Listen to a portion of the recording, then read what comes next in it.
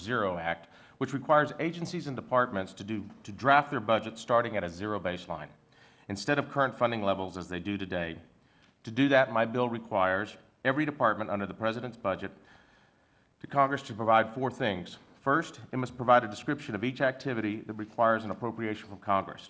Second, it must cite to Congress the legal basis under which they may lawfully receive an appropriation. Third, they must offer three alternative funding levels. And fourth and finally, they must provide a summary of the cost effectiveness to the taxpayer for each activity that requires an appropriation from Congress. This is to ensure that every expenditure is justified, removing the baseline from agency and department budgets and implementing zero-based budgeting instead would get rid of the automatic spending increases that encourage increased spending. For these reasons, I would like to speak to you about the budget process reform and the need to pass the Zero Act into law. As the Citizens Against Government Waste explained in their support of my bill, quote, baseline budgeting is one of the most sinister ways that politicians claim to cut spending when they are actually increasing spending. For example, if an agency's budget is projected to grow by $100 million but only grows by $75 million, according to baseline budgeting, that agency sustained a $25 million cut. That is equivalent to someone who expects to gain 100 pounds but only gains 75 pounds and then says, well, I've lost 25 pounds. The federal government is the only place where this absurd logic is employed. Zero-based budgeting has been widely successful with state and local governments.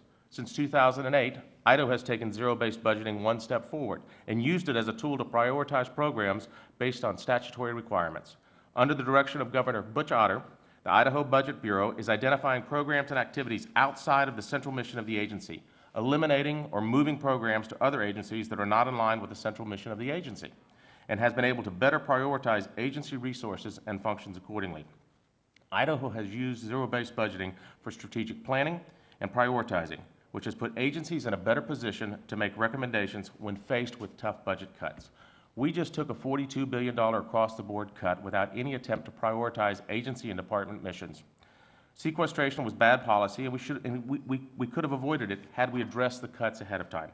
If Congress had used the zero-based budgeting application as required under H.R. 239 and given agencies and the departments a chance to review their activities and streamline duplicative programs, we would not be in this battle of who to blame over sequestration, and our finances would be better for it.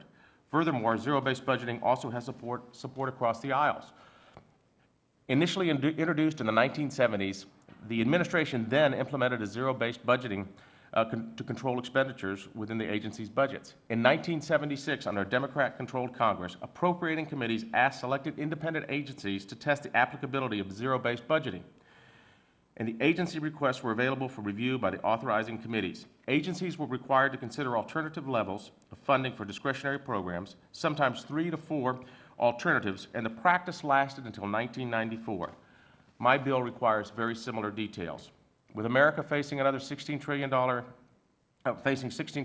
in debt and credit rating agencies demanding that we put ourselves on a path to pay off debt to remain creditworthy, it is time to rethink how Congress writes our budgets. If American families and businesses know how to assess their spending and programs every year, so should Congress.